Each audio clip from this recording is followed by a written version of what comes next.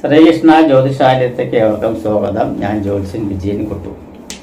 അതായത് ഇപ്പോൾ ഇവിടെ പറയുന്നത് ഈ വർഷത്തെ, അതായത് 2024 ഏപ്രിൽ മാസത്തെ വിഷുഫലം, അതായത് 1199 ആണ്ട് ഉള്ള വിഷുഫലമാണ് പറയുന്നത്. 1199 ആണ്ട് മലയാള വർഷം, അതുപോലെ തന്നെ 2024 ഇംഗ്ലീഷ് വർഷം. ഇതിലത്തെ വിഷുഫലമാണ് ഇപ്പോൾ പറയാൻ പോകുന്നത്. വിഷുഫലത്തിൽ കുംഭശനി, അതായത് കുംഭൻ രാശിയിൽ സഞ്ചരിച്ചുകൊണ്ടിരിക്കുന്ന ശനി, മേടവ്യാഴം, മേടൻ രാശിയിൽ സഞ്ചരിച്ചുകൊണ്ടിരിക്കുന്ന വ്യാഴം, കൊല്ലവർഷം 1199 മീനമാസം 31, അതായത് മീനമാസം 31 ശനിയാഴ്ച ഉദയായി, അതായത് ഉദയത്തിന് ശേഷം 36 നാഴികയും 6 വിനാഴിയും, 36 നാഴികയും 6 വിനാഴിയും, ഉദയത്തിന് ശേഷം 36 നാഴികയും 6 വിനാഴിയും ചെന്നതിന് ശേഷമാണ് മീനത്തിൽ നിന്നും, അതായത് മീനമാസമാണ്, മീനരാശിയിൽ നിന്നും സൂര്യൻ മേടൻ രാശിയിലേക്ക് അതായത് സൂര്യൻ പറഞ്ഞ രവി സംക്രമിക്കുന്നത്. അപ്പം മേഷ വിഷു സംക്രമം എന്ന് പറയും. മേടരാശിയിൽ സൂര്യൻ പ്രവേശിക്കുന്ന സമയത്തിനെ അടിസ്ഥാനപരമാക്കിയിട്ടാണ് വിഷുഫലം പറയുന്നത്. അപ്പോൾ മേടൻ രാശിയിലേക്ക് മീനൻ രാശിയിൽ നിന്നും മേടൻ രാശിയിലേക്ക് മാറുന്നത്, അതായത് സൂര്യൻ മാറുന്നത് മീനമാസം 31-ാം തീയതി 36 നാഴിക, ഉദയത്തിന് ശേഷം 36 നാഴികയും 6 വിനാഴിയും, അതായത് ശനിയാഴ്ച. അതായത് സമയം നമുക്ക് IST സമയം പറയുകയാണെങ്കിൽ രാത്രി 8:22 രാത്രി 8:22 വരുന്നത്. അപ്പോൾ ആ സമയത്ത് മകീര നക്ഷത്രമാണ് വരുന്നത്. മകീര നക്ഷത്രത്തിലാണ് ചന്ദ്രൻ സഞ്ചരിച്ചുകൊണ്ടിരിക്കുന്നത്. മകീര നക്ഷത്രത്തിലാണ്. ശുക്ലപക്ഷ ഷഷ്ടി പറഞ്ഞ വെളുത്ത പക്ഷം, അതായത് കറുത്ത ബാബിന് ശേഷമുള്ള ഷഷ്ടി, 6ാമത്തെ ദിവസം ഷഷ്ടി തിഥിയും പന്നികരണവും, കരണം വന്നിട്ട് പന്നികരണമാണ്.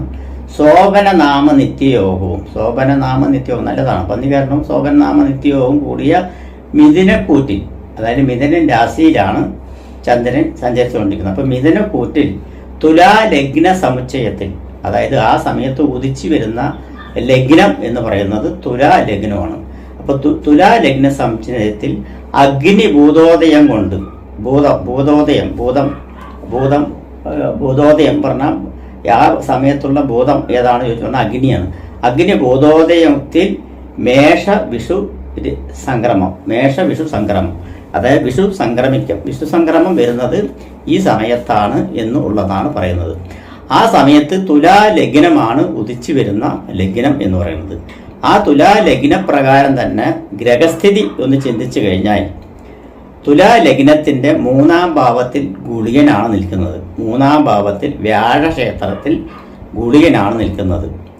5-ാം ഭാവത്തിൽ ചൊവ്വയും ശനിയും കൂടി നിൽക്കുന്നുണ്ട്. 5-ാം ഭാവത്തിൽ, അതായത് കുംഭൻ രാശിയിൽ ശനിയും ചൊവ്വയും കൂടി നിൽക്കുന്നുണ്ട്.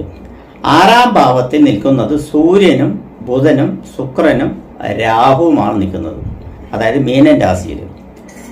മേടൻ രാശിയിൽ 7-ാം ഭാവത്തിൽ നിൽക്കുന്നത് വ്യാഴമാണ്. 9-ാം ഭാവത്തിൽ മിഥുനൻ രാശിയിൽ നിൽക്കുന്നത് ചന്ദ്രനും. കന്നിരാശി 12-ാം ഭാവത്തിൽ നിൽക്കുന്നത് കേതുവുമാണ് നിൽക്കുന്നത്. അപ്പൊ ഇവിടെ ഈ രാശിപ്രകാരം നോക്കുമ്പോൾ വ്യാഴത്തിന്റെ ഇഷ്ടസ്ഥിതി നല്ല തന്നെയാണ്. അതായത് ലഗ്നാൽ 7-ാം ഭാവത്തിൽ വ്യാഴം നിൽക്കുന്നുണ്ട്. വ്യാഴം ലഗ്നത്തിന് വീക്ഷിക്കുന്നുണ്ട്. അതുകൂടാതെ തന്നെ 11-ാം ഭാവത്തിന് വീക്ഷിക്കുന്നുണ്ട് വ്യാഴം. അതുകൂടാതെ 3-ാം ഭാവത്തിനെയും വീക്ഷിക്കുന്നുണ്ട് വ്യാഴം വീക്ഷിക്കുന്നത് പറഞ്ഞാൽ ദൃഷ്ടി ചെയ്യുന്ന ഓരോരോ ദിക്കുകളിനെ പറയുന്നത്. 11-ാം ഭാവത്തിലേക്കും അതുപോലെ ലഗ്നത്തിലേക്കും 3-ാം ഭാവത്തിലേക്കും ദൃഷ്ടി ചെയ്യുന്നുണ്ട്. അപ്പോൾ ഇവിടെ നോക്കുന്ന സമയത്ത് ലഗ്നം എന്ന് പറയുന്നത് തുലാ ലഗ്നമാണ്. തുലാ ലഗ്നത്തിന്റെ അധിപൻ ശുക്രനാണ്. ശുക്രൻ 8-ാം ഭാവം, അതായത് 8-ാം ഭാവം പറഞ്ഞാൽ ഇടവൻ രാശി 8ാം ഭാവം ഏറ്റെടുത്തുകൊണ്ട്, ലഗ്നാധിപൻ 8ാം ഭാവം അഷ്ടമസ്ഥാനം ഏറ്റെടുത്തുകൊണ്ട് 6ാം ഭാവമായ അനിഷ്ടസ്ഥാനമായിട്ടുള്ള മീനൻ രാശിയിൽ ഉച്ചസ്ഥനായിട്ടാണ് നിൽക്കുന്നത്. സൂര്യനോടൊപ്പം ബുധനോടൊപ്പം രാഹുവിനോടൊപ്പം ഉച്ചസ്ഥാനത്ത് നിൽക്കുന്നത്. അപ്പോൾ എന്താന്ന് വെച്ച് പറഞ്ഞാൽ ലഗ്നാധിപൻ അഷ്ടമസ്ഥാനം നാശസ്ഥാനമാണ്. സർവപ്രണാസോ വിപദോ അപവാദോ കേതുപ്രദേശോ മരണസ്യ ദാസ മടാദ്യം ഗതാച്ച വിഘ്ന എന്നാണ് പറയുന്നത്. അപ്പോൾ എന്താ വെച്ചാൽ സർവപ്രണാസോ, അപ്പോൾ സർവ്വവസ്തുക്കളുടെയും നാശങ്ങൾ ഉണ്ടാകും എന്നൊക്കെയാണ് ഈ പറയുന്നത്. അതായത് സർവ്വവസ്തുക്കളുടെ നാശങ്ങൾ, അപമാനങ്ങൾ, അതായത് ഭൂമിക്ക് ദോഷങ്ങൾ വരുന്നതൊക്കെയാണ് പറയുന്നത്. ഭൂമി കാരകനായിട്ടുള്ള ഗ്രഹം ലഗ്നാൽ 5ാം ഭാവത്തിൽ നിൽക്കുന്നുണ്ട്. അതുപോലെ തന്നെ ലഗ്നാധിപന്റെ 12ാം ഭാവത്തിലാണ് ഭൂമികാരകനായിട്ടുള്ള ചൊവ്വ നിൽക്കുന്നത്. ലഗ്നാധിപൻ തന്നെ അഷ്ടമസ്ഥാനം ഏറ്റെടുത്തുകൊണ്ട് 6ാം ഭാവത്തിൽ നിൽക്കുന്നുണ്ട്. മത്സ്യരാശിയിൽ നിൽക്കുന്നത്. മത്സ്യരാശി പറഞ്ഞാൽ അത് മത്സ്യരാശി പറഞ്ഞാൽ മീനൻ രാശി ജലരാശിയും കൂടിയാണ്. അപ്പം ജലരാശിയും കൂടി ആയിരിക്കുന്ന കാരണം കൊണ്ട് അവിടെ കൂടെ നിൽക്കുന്നത് സൂര്യനും ബുധനും, അതായത് ബാധകാധിപനും അതായത് 11ാം ഭാവാധിപനും ബാധകാധിപനുമായിട്ടുള്ള സൂര്യൻ 6ാം ഭാവത്തിൽ നിൽക്കുന്നുണ്ട്. അതുപോലെ തന്നെ 9ാം ഭാവാധിപനും 12ാം ഭാവാധിപനുമായിട്ടുള്ള ബുധൻ നീചം പിടിച്ച് നിൽക്കുന്നുണ്ട്. നീചഭംഗ രാജയോഗം ഉണ്ട് താനും. അതുപോലെ തന്നെ രാഹു നിൽക്കുന്നുണ്ട് ശുക്രന്റെ കൂടെ. അപ്പം ലഗ്നാധിപൻ അഷ്ടമസ്ഥാനം ഏറ്റെടുത്തുകൊണ്ട് 6ാം ഭാവത്ത് നിന്ന് കഴിഞ്ഞു പറഞ്ഞാൽ രോഗാധിക്യങ്ങൾ ഉണ്ടാകും. ഭൂമിയിൽ ജീവിക്കുന്നവർക്ക് രോഗാധിക്യങ്ങൾ ഉണ്ടാകും. വൈറൽ സംബന്ധമായിട്ടുള്ള രോഗങ്ങളുണ്ടാകും. ഗുളികൻ 3ലാണ് നിൽക്കുന്നത്. അപ്പോൾ വൈറൽ സംബന്ധമായിട്ടുള്ള രോഗങ്ങളുണ്ടാവും.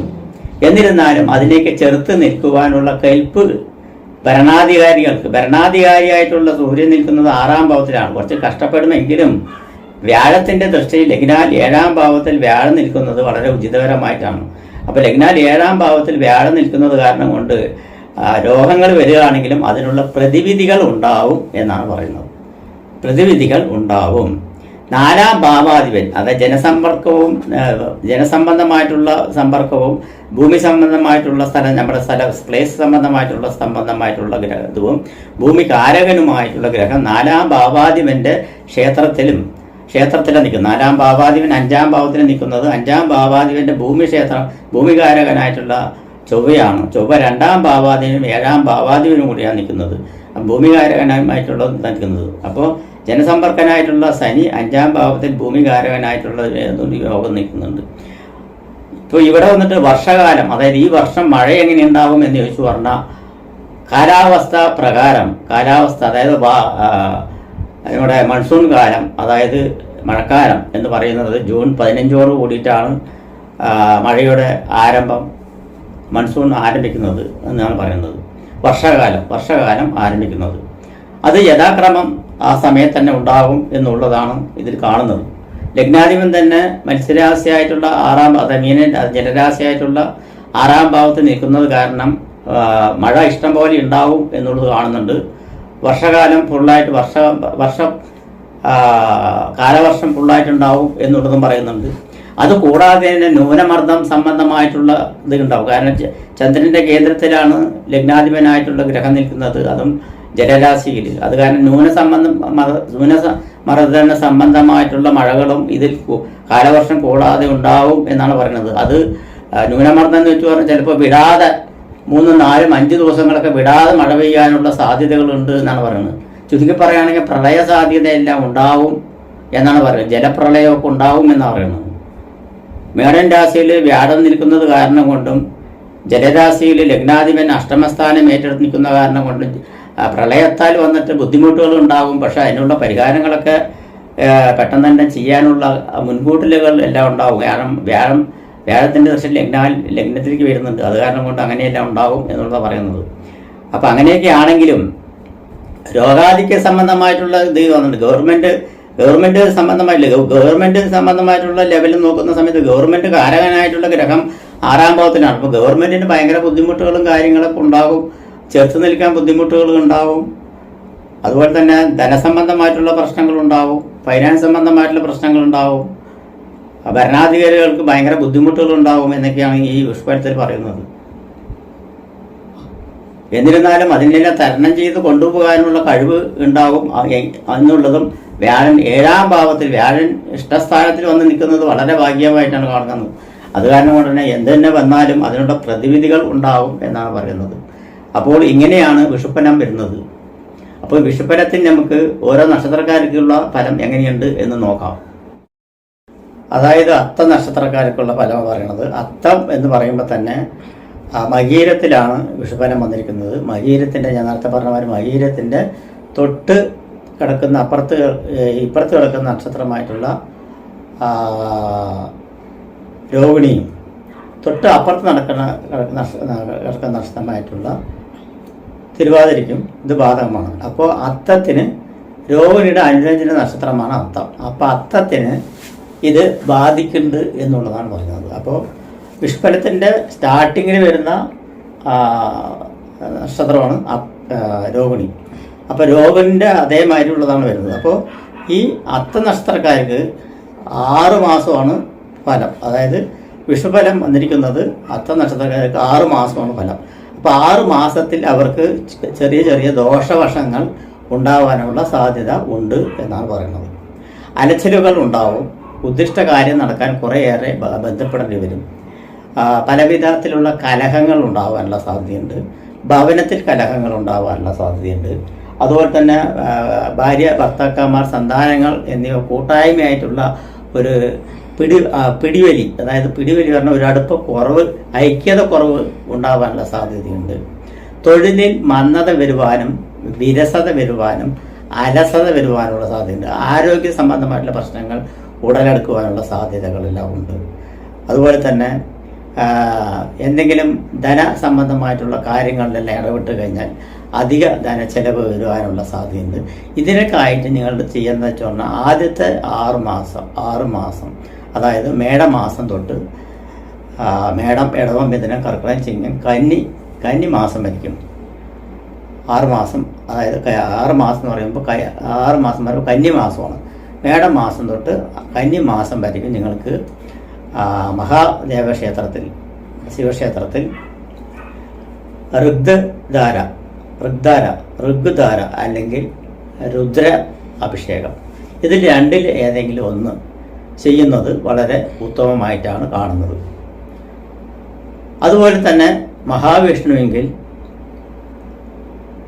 മഞ്ഞപ്പട്ട്, തുളസിമാല, പാൽപ്പായസ നിവേദ്യം എന്നിവ നൽകുന്നതും ഈ 2 വഴിപാട് നൽകുന്നതും മൂലം കൊണ്ട് നിങ്ങൾക്ക് ഈ പറഞ്ഞിരിക്കുന്ന ദോഷവശങ്ങൾ കുറഞ്ഞു വരുവാനുള്ള സാധ്യതകൾ ഉണ്ട് എന്നാണ് പറയുന്നത്.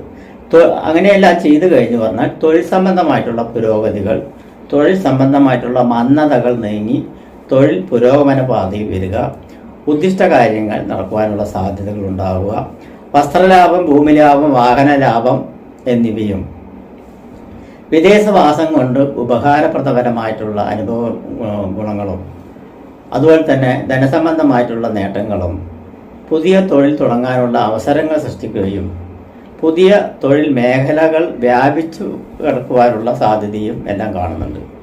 IT മേഖലകളിൽ, അതായത് പൊതുവെ പറയുകയാണെങ്കിൽ സയൻസിസ്റ്റ് സംബന്ധമായിട്ടുള്ളതും സയൻസ് സംബന്ധമായിട്ടുള്ളതും അതുപോലെ തന്നെ കമ്പ്യൂട്ടർ ശൃംഖല എന്ന് പറയുമ്പോൾ അതിൽ തന്നെ IT മേഖലകൾ, മൊബൈൽ, ഗാർമെൻറ്റ്, അതുപോലെ ലാപ്ടോപ്പ്, കമ്പ്യൂട്ടർ അങ്ങനെയുള്ള മേഖലകളിൽ പ്രവർത്തിക്കുന്നവരും ബിസിനസ് ചെയ്യുന്നവർക്കുമെല്ലാം നേട്ടങ്ങൾ ഉണ്ടാവാനുള്ള സാധ്യതയുണ്ട്. ഇങ്ങനെയെല്ലാം ഈ വഴിപാടെല്ലാം ചെയ്തു കഴിഞ്ഞാലാണ് ഇങ്ങനെ ഉണ്ടാവുക. അല്ലെങ്കിൽ അലച്ചലുകളും ഇത് ചെയ്താലും അതിൻ്റെ ദോഷം കുറച്ചെങ്കിലും കാണും എന്നുള്ളതാണ് പറയുന്നത്. പൂർണ്ണമായിട്ട് മാറില്ല, ദോഷങ്ങൾ കുറയുവാനുള്ള സാധ്യത ഉണ്ടാവുക.